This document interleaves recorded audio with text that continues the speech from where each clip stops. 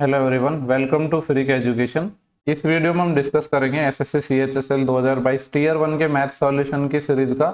ये अपना 21 मार्च 2023 का शिफ्ट 1 का वीडियो है। 2022 का एग्जाम है 2023 में जो अपना हुआ है, ठीक है, मार्च में। सेट नंबर 33 है। ये टोटल 36 शिफ्ट हमें डिस्कस करनी है। तो 21 तारीख ये अपना लास्ट होगा।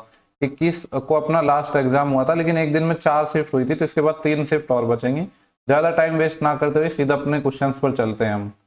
पहला सवाल आपकी स्क्रीन पर है। ऐसा सेम सवाल एक शिफ्ट में आया था, अगर आप लोगों को याद हो। देखो ये ऊपर क्या लिखा है, 9x को क्या लिख सकता हूं मैं, 3x इसका स्क्वायर प्लस ये जो 4y है ये 2y का स्क्वायर है। तो कोई ऐसा तो नहीं है स्क्वायर है। अगर स्क्वायर होगा तो देखो यहाँ पे 3 दूनी 6 और इसका डबल 12x, यानी 12xy आ रहा है। यानी कहने का मतलब ये है, ये किसका स्क्वायर हो जाएगा, 3x प्लस 2y।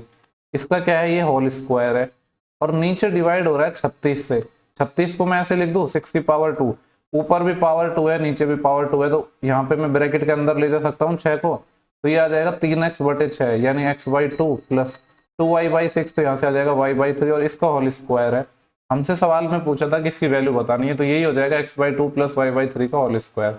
सेम सवाल एक शिफ्ट में किया था, अगर आप लोगों को याद है तो, CHSL 2022 की सीरीज में। नेक्स्ट सवाल है, बोला है कि इफ इन ट्राइंगल एबीसी, एक ट्राइंगल एबीसी है जिसमें डी एक पॉइंट है साइड बीसी पर। पहले हम एक ट्राइंगल बना लेते हैं। ट्राइंगल है अपना ए बी सी, जिसमें बोला है कि डी एक पॉइंट है बीसी पर। इस प्रकार है कि the line joining AD bisect the angle A. जो एडी वाली ये जो लाइन है ये ज्वाइन कर रही है इसको, ये बाइसेक्ट करती है एंगल ए को। एंगल ए को बाइसेक्ट कर रही है, मतलब क्या होगा, ये एंगल बाइसेक्टर होगा अपना। कौन समद्विभाजक होगा। पूछ रहा है the length of BD and BC. BD की लेंथ यानी ये वाली लेंथ 4 सेंटीमीटर गिवन है, और बीसी गिवन है ना, बीडी एंड बीसी। कंप्लीट अपना 10 है, ये 4 था तो ये 6 यूनिट हो जाएगा। पूछ रहा है then find the ratio of the length of A B and A C. Okay, देखो ये एंगल बाइसेक्टर थ्योरम पे अपना क्वेश्चन है। अब आपको एंगल बाइसेक्टर थ्योरम पता होनी चाहिए। हालांकि बहुत ज्यादा सवाल पूछता है एसएससी, लेकिन ये जो सीरीज है अपनी CHSL 2022 की, इसमें तो मेरे को ये पहला ही सवाल देखने को मिला है, और इस पे बहुत ज्यादा क्वेश्चन पूछता है। एंगल बाइसेक्टर थ्योरम क्या कहती है कि ये जो एंगल है ये ए को बाइसेक्ट कर रहा है, यानी एडी अपना एंगल बाइसेक्टर है। तो इसके करस्पॉन्डिंग साइड कौन सी हो जाएगी, एक तो हो जाएगी ए बी और एक कौन सी हो जाएगी ए सी। इनका रेशियो बराबर होता है। इसके करस्पॉन्डिंग साइड ये थी तो बी डी, और इसके करस्पॉन्डिंग साइड ये थी तो डी सी। ठीक है, ये अपनी प्रॉपर्टी होती है एंगल बाइसेक्टर थ्योरम की। ये आपको पता होना चाहिए, आप लोगों को पता भी होगा। पर पहला क्वेश्चन आया इस सीरीज में, तो मैंने आपको डिटेल में बता दिया है। तो वो यहाँ पे अप्लाई करना है, यानी हमें यहाँ से रेशियो निकल जाएगा ए बी और ए सी का। क्या आ जाएगा, बी डी और डी सी, यानी 4/6। 4/6 मतलब 2/3। अगर ये थ्योरम आपको पता होती तो डायग्राम वगैरह कुछ भी बनाने की जरूरत नहीं थी, वर्बली क्वेश्चन हो जाता। लेकिन यहाँ पे मैं आपको समझा रहा हूँ तो पूरा डिटेल में समझाना पड़ता है। एग्जाम में ऐसा नहीं कि आप सब कुछ लिखोगे। नेक्स्ट सवाल है, x plus Y plus Z की वैल्यू 0 है। देखो यहाँ पे जो लिखा है ना, ये वाई जेड का स्क्वायर है, एक्स जेड का स्क्वायर है। सबसे पहले तो हम यहाँ पे एलसीएम लेंगे। तो एलसीएम क्या आएगा, एक्स वाई जेड, और इन सब का स्क्वायर ही आ जाएगा, क्योंकि हर किसी में स्क्वायर है। यहाँ पे वाई जेड का स्क्वायर है, तो वाई जेड का स्क्वायर तो कट जाएगा, एक एक्स स्क्वायर बचेगा, और बाहर एक्स और है, यानी ये एक्स क्यूब हो जाएगा। ऐसे ही ये वाई क्यूब आ जाएगा, ये जेड क्यूब आ जाएगा। अब एक चीज आपको पता है, अगर X plus Y plus Z बराबर 0 है, तो X cube plus Y cube plus Z cube, इसकी वैल्यू क्या होती है, 3xyz डिवाइड बाई नीचे अपना X square Y square Z square है। तो इससे क्या होगा, एक्स वाई जेड तो कट जाएगा, यानी ऊपर तो 3 बचेगा और नीचे एक्स वाई जेड बच जाएगा। ऑप्शन पहला हो जाएगा। नेक्स्ट सवाल है क्वेश्चन 4 DI का है। यहाँ पे देखते हैं पूछा क्या है। सवाल कहाँ पे है, बोला कि इनकम क्या होती है, एक्सपेंडिचर प्लस सेविंग, जो कि हम जानते भी हैं, फिर भी एग्जामिनर लिख के देता है। तो जिन लोगों को नहीं पता है तो वो इससे सवाल को कर पाए। बोला है the total income of all the company, सारी कंपनियों की जो इनकम है वो कितना परसेंट है टोटल एक्सपेंडिचर के। यानी पूछ रहा है कि जो टोटल इनकम है वो टोटल एक्सपेंडिचर का कितना परसेंट है, ये हमसे पूछा गया है।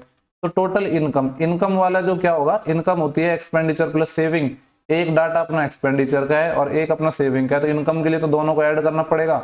तो 500 और 300 800 हो गया इसका, 10 और 6 ये हो जाएगा 1600, 8 और 5 ये हो जाएगा 1300, और 5 और 4 ये 900, और 12 और 6 ये 1800। सबको ऐड कर लो। देखो 8 और 16 कितने हो जाएंगे, 24, 24 और 13, 24 और 13 हो जाएंगे 37, 37 और 9, 37 में 10 जोड़ा तो 47, लेकिन एक कम 46, 46 और 18, 46 में 20 जोड़ूंगा तो 66, लेकिन 2 कम 64, यानी टोटल जो इनकम है वो आ गई 6400। डिवाइड करना है टोटल एक्सपेंडिचर से। एक्सपेंडिचर कौन सी लाइन है, सेकंड वाली लाइन, यानी ये वाली 3 3 और 6 9, 9 और 5 14, 14 और 4 18, और 18 और 12 कितने हो जाएंगे अपने 30। तो ये अपने हो जाएंगे 30, तो यहाँ पे डिवाइड हो जाएगा ये 30 मतलब 3000 मल्टीप्लाई बाई 100। सॉल्व कर लेते हैं, 1 0 2 0 1 0 2 0, ये वाला 0 इससे कट जाएगा। तो अपने पास क्या आया है 640/3 आया है। ठीक है, सॉल्व करेंगे तो 3 दूनी 6, फिर यहाँ पे भाग गया तो 1 4 बचा, 3 एकम 3 फिर 10, यानी 213 पॉइंट समथिंग आएगा। अब मैं थोड़ा ऑप्शन को देख लेता हूँ कि ऑप्शन किस किस तरीके से है। 213.1 ये ऑप्शन है, तो एग्जैक्ट निकालने की जरूरत नहीं थी। ठीक है, नेक्स्ट सवाल है अपना question number 5। What is the value of this simplification का क्वेश्चन है, बोर्ड मास के अकॉर्डिंग सॉल्व होगा। पहले होगा ऑफ सॉल्व, तो ये आ जाएगा 4 और डिवाइड हो रहा है 7 से, माइनस 250 गुणा 3 कितना आ जाएगा 750। इसको देखो 7 से ये कट जाएगा, 7 तिया 21, फिर बचेंगे कितने 1 7 दूनी 14, 32 चौके 30 चौके 120 होते हैं और 2 चौके 8, यानी कि हो जाएगा 128 माइनस का 750। इसको सॉल्व करेंगे तो 8 माइनस 10, यूनिट डिजिट अपना 2 आएगा। ठीक है, यूनिट डिजिट 2 आएगा, सिर्फ एक ही ऑप्शन में यूनिट डिजिट 2 नजर आ रहा है। एग्जैक्ट कैलकुलेशन करना चाहो तो कर लो, कोई बड़ी बात नहीं है, पर यूनिट डिजिट से ही अपना हो गया था। नेक्स्ट सवाल को देखते हैं, क्वेश्चन नंबर अपना 6 है। बोला है कि देयर आर 5 नंबर, टोटल यहाँ पे 5 नंबर हैं, where first number is double of second number and 2/3 of third number, the average of 5 number is 60। सवाल यहाँ से स्टार्ट हो रहा है कि जो 5 नंबर का एवरेज है वो 60 है, यानी 5 नंबर का अगर मैं आपसे सम पूछूं टोटल योग कितना होगा, तो 60 गुणा 5 300 हो जाएगा। अब नंबर में ना कुछ रिलेशन गिवन है, पहले नंबर में दूसरे नंबर में। क्या बोला है, first number is double of second number, मान लो सेकेंड नंबर x है तो पहला नंबर इसका डबल है यानी 2x हो गया, एंड 2/3 ऑफ थर्ड नंबर, और जो पहला नंबर था जो कि हमने 2x माना है, ये 2/3 है किसका, थर्ड नंबर का, तो थर्ड नंबर यहाँ से क्या आ जाएगा 2 से 2 कट जाएगा, ये इधर चले जाएगा 3x, यानी ये हो गया 3x। तो पहला दूसरा और तीसरे नंबर में तो हमारे पास रिलेशन आ गया। आगे क्या बोला है वो देखते हैं।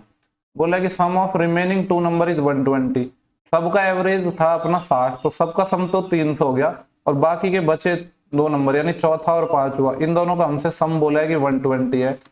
अगर यहाँ से 120 है तो पहले दूसरे और तीसरे का सम में निकाल सकता हूँ ना, कैसे, आपको पता है टोटल था अपना पांचों नंबर का सम 300, इसमें से माइनस कर दूंगा चौथे और पांचवे का 120, तो ये कितना आ जाएगा 180 आ जाएगा पहले 3 का, और पहले 3 क्या हो जाएंगे 2 और 1 3, 3 और 3 6x, यानी 6x की वैल्यू 180 है, तो यहाँ से x कितना आ जाएगा 30। पूछ रहा है कि find the value of third number, तीसरा नंबर निकालना है, तो 3 गुणा 30, 3 गुणा 30 कितना हो जाएगा 90, तो 90 सवाल का आंसर आ जाएगा ऑप्शन थर्ड। सिंपल क्वेश्चन था। क्वेश्चन नंबर 7 है, बोल रहा है कि दो मीडियन है, माध्यिका है QT और RS एक ट्राइंगल PQR में जो इंटरसेक्ट करती है G पर एट राइट एंगल और 90 डिग्री पर काटती है। ऐसा क्वेश्चन कई क्वेश्चन आए इसी सीरीज में अपने। पहले तो मैं ट्राइंगल बना रहा हूँ PQR जिसमें दो मीडियन है, माध्यिका है, कौन कौन सी QT और RS, तो Q को यहाँ से मिलाया ये T हो गया, R को यहाँ से मिलाया ये S हो गया, और ये 90 पर काटती है, ये अपना सेंट्रोइड हो गया। बोला है कि जो G है और 90 तो है ही, बोला है कि QT की वैल्यू 18 है। देखो वही कॉन्सेप्ट लगेगा कि जो अपना मीडियन है वो 2:1 में बांटती है। QT अगर टोटल 18 है यानी 3 की वैल्यू 18 है, 1 की वैल्यू 6 है, तो ये 12 और 6 हो जाएंगे। ठीक है, आगे सिमिलरली आगे बोला है RS की वैल्यू 27 है, वो ये भी 2:1 में बांटेंगे, यानी 3 की वैल्यू 27 है, 1 की वैल्यू 9 है, तो ये 18 हो जाएगा और ये 9 हो जाएगा। हमसे पूछ रहा है QS की लेंथ बतानी है। देखो Q ये रहा, S ये रहा, ये सारे 90 डिग्री के ही बनेंगे। अब एक अपने पास राइट एंगल ट्राइंगल आ रहा है यहाँ पे, चाहो तो इसी में मैं कर देता हूँ, जिसमें एक साइड अपनी 9 है, एक साइड 12 है, और ये वाला एंगल क्या है 90 डिग्री। इस 90 डिग्री के सामने हाइपोटेनस है, और इनका रेशियो कितना है 3 3 9 3 4 12, 3 4 है। अगर ये 3 4 है तो तीसरी साइड 5 हो जाएगी। मैंने इसको रेशियो को 3 से काटा है, तो 3 से मल्टीप्लाई और करना पड़ेगा, यानी ये वाली साइड आ जाएगी 15। हमसे सवाल में यही पूछा था कि जो QS है उसकी वैल्यू बतानी है, तो QS की वैल्यू कितनी हो जाएगी 15 सेंटीमीटर। बस आपको दो कॉन्सेप्ट पता होना चाहिए, एक तो मीडियन 2:1 में बांटते और पाइथागोरस इंटरपोलेट की नॉलेज होनी चाहिए। नेक्स्ट अपना सवाल है टाइम स्पीड डिस्टेंस का। यहाँ पे बोला है कि फरहान और अमन दो लोग हैं जो दिल्ली से हरियाणा जाते हैं। The difference of their speed is 40, दोनों की स्पीड का सम 40 है, सॉरी डिफरेंस, और जो सम है वो 60 है। बोल रहा है कि एक रेस में फरहान है वो 8 मिनट पहले फिनिश करता है अमन से। देखो यहाँ पे क्या बोला है कि फरहान पहले फिनिश कर रहा है अमन से, यानी फरहान की स्पीड ज्यादा होगी अमन से। इस लाइन से क्लियर हो रहा है हमें कि किसकी स्पीड ज्यादा होगी। स्टार्टिंग में बोला था कि दोनों के डिफरेंस स्पीड का डिफरेंस है 40, तो फरहान की ज्यादा है तो F - A लिखूंगा, ये 40, और इनका सम तो F + A, ये आ जाएगा 60। यहाँ से इनकी इंडिविजुअल स्पीड आ जाएगी, फरहान की क्या आ जाएगी, दोनों को जोड़ा 60 40 100, 100 का आधा 50, 50 किलोमीटर पर आवर। अमन की कितनी आ जाएगी, दूसरे में से पहले को घटाया, 60 माइनस 40 20, 20 का आधा 10, 10 आ गई। बोल रहे कि एक रेस हुई जिसमें फरहान 8 मिनट पहले रेस को खत्म करता है, तो पूछ रहा है कि डिस्टेंस निकालनी है, जो जो रेस हुई है उसकी बात कर रहा है कि कितनी डिस्टेंस है। आपको पता है जो स्पीड होती है, स्पीड क्या होता है, डिस्टेंस अपॉन टाइम। अब जब रेस होगी तो दोनों के लिए डिस्टेंस तो सेम ही रहेगी, डिस्टेंस सेम रहेगी मतलब डिस्टेंस क्या है अपनी, कांस्टेंट है। एक सेकंड, डिस्टेंस क्या है, कांस्टेंट है। अगर डिस्टेंस कांस्टेंट है तो स्पीड और टाइम के एक दूसरे के प्रोपोर्शनल हो जाएंगे, रिवर्स में हो जाएंगे। स्पीड का रेशियो हमें पता है, फरहान की 50 है, ठीक है, और अमन की 10 है, तो टाइम का रेशियो क्या हो जाएगा, जस्ट रिवर्स हो जाएगा, यानी ये 1:5 आ जाएगा। क्वेश्चन के अकॉर्डिंग देखें यहाँ पे रेशियो की, तो फरहान 1 यूनिट टाइम ले रहा है, अमन 5 यूनिट ले रहा है, यानी 4 यूनिट पहले पहुंच रहा है। ये इस 4 यूनिट की वैल्यू क्वेश्चन में बोल रहा है कि 8 मिनट पहले पहुंच रहा है, तो 1 यूनिट की वैल्यू कितनी आ जाएगी, 2 मिनट आ जाएगी। तो कोई भी एक इक्वेशन से आप निकाल सकते हो, इससे निकाल रहा हूं मैं, यहाँ पे दूसरा कलर बदल देता हूँ। 1 यूनिट की वैल्यू कितनी आ गई, 2 मिनट। हमें निकालनी है डिस्टेंस। डिस्टेंस क्या होती है, स्पीड इनटू टाइम। 50 की स्पीड से चला और कितने मिनट, 2 मिनट। मिनट को आवर में बदलेंगे तो 60 से भाग, 0 से 0 ये आ जाएगा, और 2 से अपना ये 3 टाइम कट जाएगा, यानी 5/3 किलोमीटर की अपनी रेस थी इन दोनों की। 5/3 ऑप्शन अपना सेकेंड फर्स्ट आ जाएगा। ठीक है, सिंपल क्वेश्चन था, अच्छा क्वेश्चन था। नेक्स्ट सवाल है, कॉट पी प्लस क्यू की वैल्यू 0 है। अब देखो कॉट की वैल्यू 0 कब आती है, कॉट थीटा क्या होता है अपना, कॉट थीटा होता है कॉस थीटा बटे साइन थीटा, होता है कि नहीं। अब ये 0 तब हो पाएगा जब ऊपर की टर्म 0 बनेगी, यानी कॉट वैसे भी आपको पता होना चाहिए 90 डिग्री पर 0 देता है। तो कॉट थीटा अगर अपना 0 है यहाँ पे, तो मैं कह सकता हूँ बेसिकली कॉट थीटा नहीं था, यहाँ पे पी प्लस क्यू था, तो पी प्लस क्यू की वैल्यू तो आ गई 90 डिग्री। आगे बोला है tan p माइनस क्यू 1/√3, तो tan की वैल्यू जो 1/√3 30 डिग्री पर होता है, तो ये आ गया। हमसे पूछ रहा है कि p और q बता दो, तो p क्या आ जाएगा, दोनों को जोड़ा, 9 और 3 12 और उसका आधा 60। q क्या आ जाएगा, दोनों को घटाया, 90 माइनस 3 60, और 60 का आधा 30, नहीं सॉरी यहाँ पे 90 और 3 120 था ना, इसका आधा तो मैंने किया ही नहीं, इसका आधा आ जाएगा 60, 60 और 30 आ जाएगा। क्योंकि देखो दोनों को जोड़ते हो तो क्यू से क्यू कट जाता है, 2p आ जाता है, जब दोनों को घटाओगे तो 2q आ जाएगा। तो ये डायरेक्ट कॉन्सेप्ट है कि दोनों को जोड़ो, 2 का भाग दो और दोनों को घटाओ और 2 का डिफरेंस निकालो। ठीक है, नेक्स्ट सवाल है, बोल रहे कि ट्रेपेजियम है। ट्रेपेजियम क्या होता है, समलंब चतुर्भुज। Trapezium plate having 2 parallel side of length 15 and 9 centimetre. एक ट्रेपेजियम है, यहाँ पे मैं डायग्राम बना देता हूँ। ट्रेपेजियम इस तरह की शेप होती है, इसमें ये 2 पैरेलल साइड होते हैं। बोल रहे कि जो पैरेलल साइड है उनकी लंबाई है 15 और 9, and distance between them is 6 centimetre. उनके बीच की डिस्टेंस यानी ये परपेंडिकुलर डिस्टेंस ये है 6 यूनिट। बोल रहे कि copper plating is to be done on the plate. ये जो प्लेट है ना अपने ट्रेपेजियम आकार की, इस पर हम कॉपर की प्लेटिंग कर रहे हैं, किस हिसाब से कर रहे हैं, 3 रुपए पर स्क्वायर सेंटीमीटर, यानी 1 स्क्वायर सेंटीमीटर पे 3 रुपए लग रहे हैं। तो पूछ रहा है कि टोटल अगर हम प्लेटिंग करें तो कितना पैसा लगेगा on the upper side of the plate, plate की अपर साइड पर। अपर साइड मतलब चारों तरफ की ये बात कर रहा है, यानी यहाँ पे देखो ये क्या था, वैसे भी एरिया था, पर स्क्वायर सेंटीमीटर है, मतलब हम टोटल एरिया निकालेंगे, उसको 3 से मल्टीप्लाई कर देंगे तो अपना आंसर आ जाएगा। तो सबसे पहले हम निकालेंगे एरिया। ट्रेपेजियम का एरिया क्या होता है, 1/2 into sum of parallel side. Parallel side क्या है, 15 और 9 इंटू उनके बीच की परपेंडिकुलर डिस्टेंस 6, 2 से ये 3 टाइम कट जाएगा, 15 और 9 हो जाएगा 24, 24 गुणा 3 कितना आ जाएगा 72। लेकिन आंसर 72 नहीं है, यहाँ पे बोला था कि 3 रुपए लग रहे हैं एक पर स्क्वायर सेंटीमीटर के, तो 3 से मल्टीप्लाई और करना पड़ेगा, तो 72 3 से होते हैं 216। नेक्स्ट सवाल है अपना क्वेश्चन नंबर 11। बोला कि एक ट्राइंगल है XYZ जिसमें y है स्मॉलेस्ट एंगल एंड y की वैल्यू है 25 डिग्री। यहाँ पे ट्राइंगल ही बना लेते हैं हम। ट्राइंगल इस तरीके से था, ये x मान लिया, ये मैंने y मान लिया, ये z हो गया। y स्मॉलेस्ट एंगल है, y सबसे छोटा एंगल है, और y की वैल्यू है 25 degree. If the ratio of the angle is 20:11:5। बोला कि जो एंगल है उनका रेशियो 20:11:5 के अनुपात में, और बोला था कि y सबसे स्मॉलेस्ट है, यानी ये 5 यूनिट है, यही y होगा जिसकी वैल्यू क्वेश्चन में 25 डिग्री गिवन है। 1 यूनिट की वैल्यू कितनी आ जाएगी, 5 डिग्री। पूछा क्या है कि लार्जेस्ट एंगल निकालना है। लार्जेस्ट एंगल कौन सा होगा, जो अपना 20 यूनिट होगा। 1 यूनिट की वैल्यू 5 है, तो 20 यूनिट की वैल्यू कितनी आ जाएगी, 100 डिग्री आ जाएगी। डायग्राम वगैरह की रिक्वायरमेंट थी नहीं इसमें। क्वेश्चन नंबर अपना नेक्स्ट है 12। यहाँ पे बोला है कि ए किसी काम के 3/8 भाग को 36 दिन में करता है। देखो 3/8 पार्ट को ये कर रहा है 36 दिन में, 3 से ये 12 टाइम कट जाएगा और 8 इधर मल्टीप्लाई हो जाएगा, यानी 96। ये जो पूरा काम है उसको कितने दिन में करेगा, 96 में। और बी के बारे में बोला है कि बी आधा काम को करता है 27 दिन में, तो कंप्लीट को किस में कर देगा, इसके डबल 54 दिन में। यहाँ पे हमें एलसीएम चाहिए। देखो 96 को मैं क्या लिख सकता हूँ, 16 गुणा 6, 54 को क्या लिख सकता हूँ, 9 गुणा 6। इन दोनों का हमें एलसीएम लेना है, तो इनके एलसीएम में 6 तो आएगा, 6 तो आ गया। अब 16 और 9 का एलसीएम, 16 और 9 का एलसीएम क्या होता है, देखो 16 और 9 में कुछ कॉमन तो है नहीं, तो 16 9 में 144, यानी जो टोटल एलसीएम आएगा 144 गुणा 6। ठीक है, 96 से जब भाग देंगे तो ये कटेगा कितना, 12 इंटू 96, 12 12 144 और 6, 2 चौके 8 और 2 से ये 4 से काट लेंगे, 4 दूनी 8 और 4, एक मिनट क्या हो गया, 4 दूनी 8 और 4 तिया 12 और 2 से ये 3 टाइम, यानी काटोगे ना तो 9 टाइम आ रहा है। 96 से जब इसको काटोगे तो 9 टाइम आ रहा है ये। और 144 गुणा 6 में जब 54 का भाग दोगे तो कितने टाइम कट जाएगा, 6 से ये 9 टाइम और 9 से ये 16 टाइम, ये आ जाएगा 16। तो ये अपना एलसीएम आ गया। ठीक है, अब मतलब एलसीएम नहीं सॉरी इफिशिएंसी आ गई। पूछ रहा है कि which of the following statement is correct, कौन सा स्टेटमेंट करेक्ट है। तो वैसे देखो ये जो कैलकुलेशन की ना इसको थोड़ा आसान कर सकते थे, 16 गुणा 6 से भाग देते हम, ठीक है, 9 से ना देके, चलो कोई नहीं, मतलब 96 से भाग ना देके, क्योंकि इसको हमने तोड़ दिया था ना, तो यहाँ से डिवाइड करना आसान होता। पहला बोल रहा है कि A is less efficient than B, A की जो कार्य क्षमता इफिशियंसी है वो बी से कम है, बिल्कुल कम है, ए की 9 है और बी की 16 है, तो पहला स्टेटमेंट तो करेक्ट। सेकंड बोल रहा है A and be working together, अगर दोनों एक साथ मिलकर काम करते हैं तो कंप्लीट करते हैं 11/15 पार्ट को 36 दिन में। बोले कि 36 दिन में ये 11/15 भाग को करते हैं। तो अगर मैं निकालूंगी 144 का, 144 गुणा 6 टोटल वर्क था, इसका 11/15 पार्ट ये हो गया।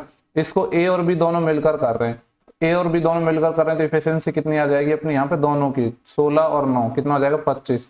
ये जो आंसर आना चाहिए 36 डेज आएगा। क्या लग रहा है कहीं से 36 डेज आएगा, पॉसिबल ही नहीं है।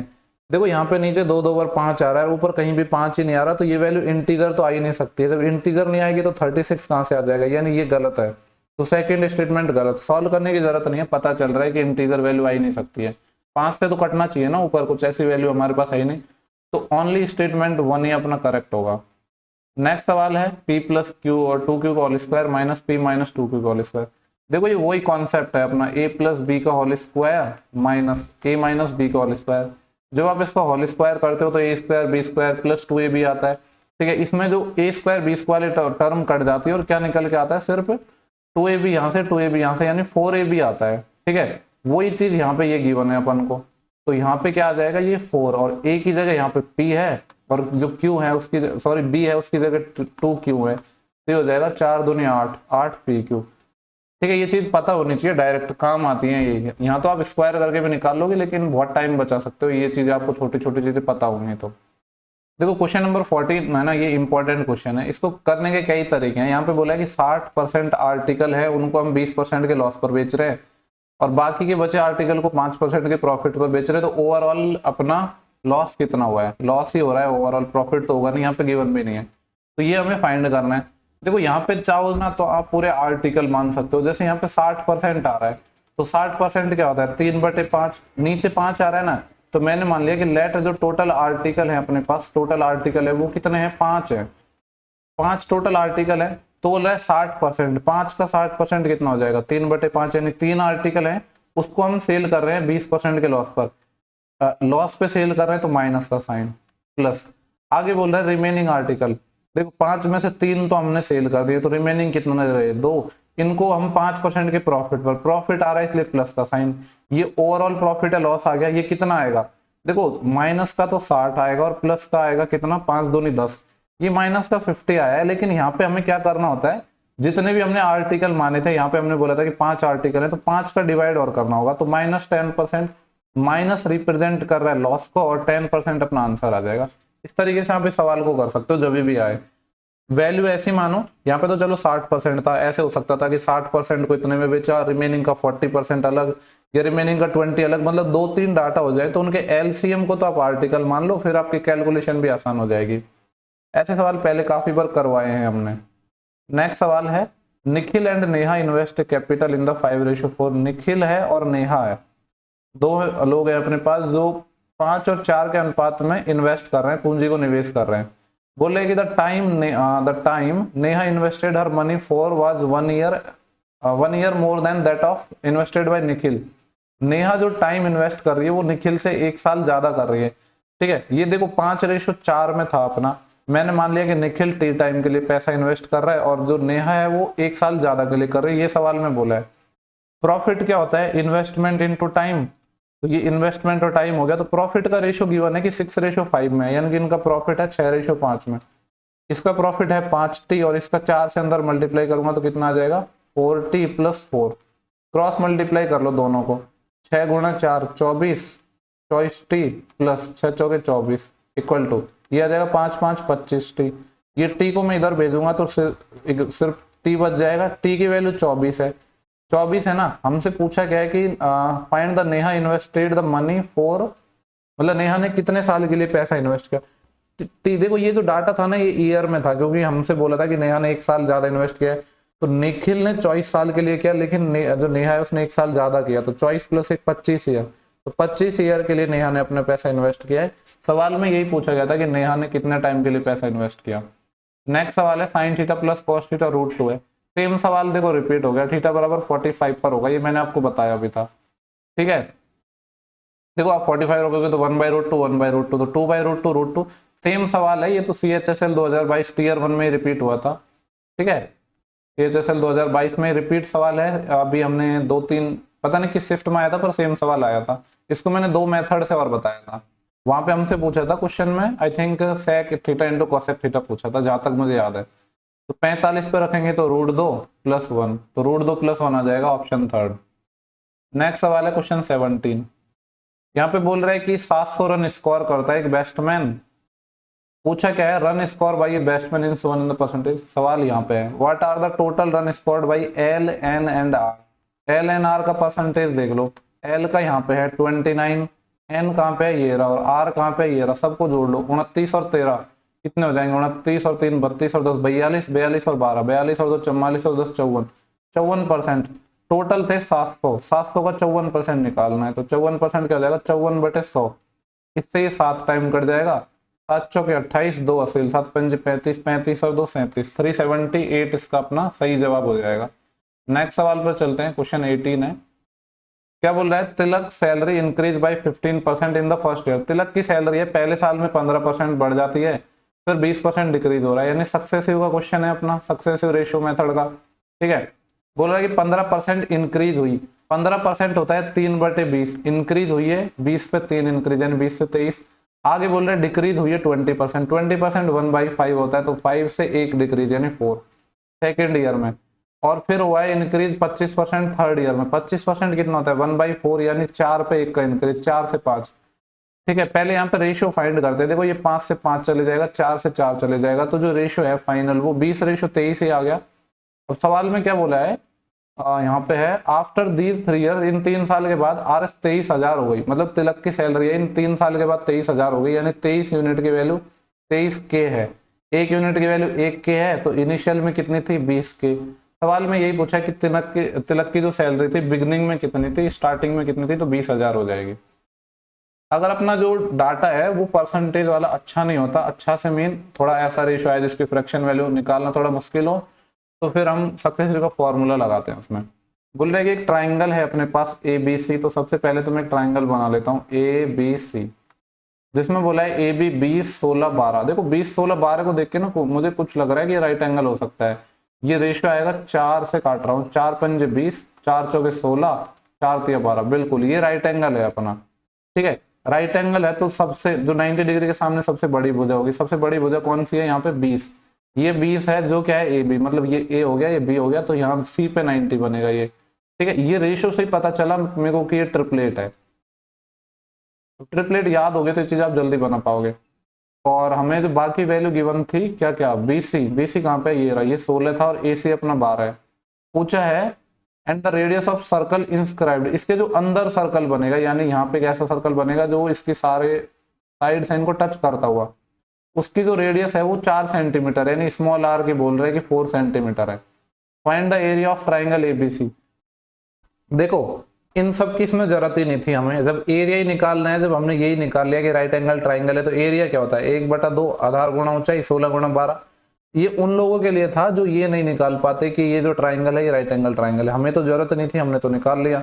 12×96 यानी 96 सेंटीमीटर स्क्वायर आ जाएगा। ठीक है, अब देखो मैं मान लेता हूं कि दूसरा मेथड हम क्या अप्लाई करते, कुछ लोगों को चलो नहीं पता चलता कि राइट एंगल ट्राइंगल है, तो आपने पढ़ा होगा क्या, डेल्टा बराबर होता है R into S. Delta triangle के एरिया को रिप्रेजेंट करता है, आर अपनी इन रेडियस है यानी जो आंतरिक त्रिज्या है, एस सेमी पेरीमीटर है। इस वाले फॉर्मूले का यूज करके भी आप सॉल्व कर सकते थे। दोनों तरीके मैंने बता दिए हैं। चलो एक चीज और बता देता हूं मैं यहाँ पे, क्या, ठीक है, ये एक रिजल्ट है, इसको मैं बता रहा हूँ, हालांकि यहाँ पे जरूरत नहीं है। तो स्मॉल आर होता है ना राइट एंगल ट्राइंगल में, वो होता है A plus B minus C by 2, जहाँ पे ए कौन सी साइड है, इसको मान लो ए, इसको मान लो बी, और सी अपनी हाइपोटेनस होती है। ये एक और रिजल्ट होता है। ठीक है, तो एक सवाल में मैंने आपको कई चीजें बता दी है, तो कुछ ना कुछ सीखने को मिला है। बोल रहा है कि इसकी वैल्यू बतानी है। देखो 10 45 1 होता है, 1 माइनस 1 0 हो गया, नीचे कुछ भी आए इससे हमें मतलब नहीं है। और इतना तो पता है कि कोई भी ऑप्शन इनफाइनाइट नहीं है, तो नीचे जीरो तो नहीं आएगा, जीरो से कोई बड़ी वैल्यू आएगी। जब ऊपर जीरो बन रहा है तो फिर हमें जो ओवरऑल आंसर भी क्या हो जाएगा, अपना जीरो ही हो जाएगा। वैसे भी देखो यहाँ पे cos 90 था, तो cos 90 क्या होता है, अपना जीरो होता है, तो 0/1 वो बन जाता है। लेकिन नीचे वाली जो चीज को अपन को देखने की जरूरत नहीं है, ऑप्शन में इनफाइनाइट भी नहीं था, तो नीचे ये भी देखने की जरूरत नहीं है कि नीचे अपना इनफाइनाइट तो नहीं बन रहा। क्वेश्चन नंबर 21 है, the mark price of chair is 30% more than it's cost price. जब भी ऐसा सवाल आता है, मैंने आपको बोला है कि आप 100 मान के करो सीपी को, सीपी 100 माना, बोल रहा है कि 30% ज्यादा है मार्क प्राइस, यानी जो एमपी है 130 हो गया। बोल रहा है कि चेयर को सेल किया जाता है RS 200 में, कब, आफ्टर डिस्काउंट ऑफ ₹40, 40% के डिस्काउंट देने के बाद। पूछ रहा है कि what will be the profit percentage, तो प्रॉफिट परसेंटेज क्या होगा, ये हमसे पूछा है। यहाँ पे ना हमें जो चीजें हैं वो परसेंटेज में नहीं दी गिवन है। तो एसपी क्या होता है, अपना एसपी होता है जब मार्क प्राइस में से आप डिस्काउंट निकालते हो, तो वही तो एसपी होता है। यहाँ पे देखो इसके साथ कोई वेरिएबल मान लो, यहाँ पे काम करो, इसको 100 और 13 है ना, इसको रेशियो को हटाओ, रेशियो में मान लो, इसको 10 और 13 मान लो, और इसके साथ एक वेरिएबल और मान लो 100 और 13x। तो क्योंकि यहाँ पे जो अमाउंट है वो रुपए में गिवन है, एमपी कितना है 13x, 13x में से क्या घटाएंगे, डिस्काउंट, डिस्काउंट बोला कि 40 रुपए, तो एसपी आएगा, और एसपी हमसे बोला है कि कितने रुपए में सेल किया है हमने, 200 रुपए में सेल किया है। ठीक है, ये कितना हो जाएगा अपना 200, तो ये 200 हो गया। यहाँ से सॉल्व करेंगे, 13x की वैल्यू कितनी आ जाएगी, 40 इधर चले जाएगा, 240। पूछा गया है कि प्रॉफिट परसेंटेज निकालना है, तो यहाँ से x आ गया, अपना x कितना आ गया, 240/13। अगर प्रॉफिट निकालना है तो एक तो सीपी चाहिए होगा, एक एसपी चाहिए होगा। सीपी मैंने माना था 10 गुणा x, x की वैल्यू क्या आ जाएगी, 240/13, ये तो सीपी आ गया। एसपी, एसपी तो गिवन था सवाल में 200 है। सॉल्व कर लो इसको पहले हम, देखो सॉल्व करेंगे ना, एक जीरो से एक जीरो चले जाएगा। ठीक है, ये 13 है ना, इसको मैं यहाँ से हटा रहा हूँ और इधर भेज रहा हूँ, तो यहाँ पे 13 आ जाएगा। यार क्या प्रॉब्लम हो रही बार बार, ये कितना आ जाएगा 13, और कटेगा क्या, 10 से ये कट जाएगा 2 टाइम, यानी कितना आ गया ये रेशो, और 2 से भी कट रहा है ये 12 टाइम, यानी 12:13 आ गया। 12 के सामान को आप 13 में बेच रहे हो, तो 1 का लाभ कमा रहे हो 12 पर। 1/12 कितना होता है, ठीक है, वैसे तो यार 1/12 तो 8.5% नहीं होता क्या, चेक कर लेते हैं। 100/12, 4 से काटूंगा तो 25, और 4 से काटा तो 3, हाँ 8.33 होता है, वो 12.5% 1/8 होता है, ये अपना 8.33 हो जाएगा, तो अप्रोक्स में आ जाएगा अपना 4। देखो नेक्स्ट अपना जो क्वेश्चन है ना, ये अपना एक तो स्टेटमेंट बेस है, तो इंपॉर्टेंट लगा लो।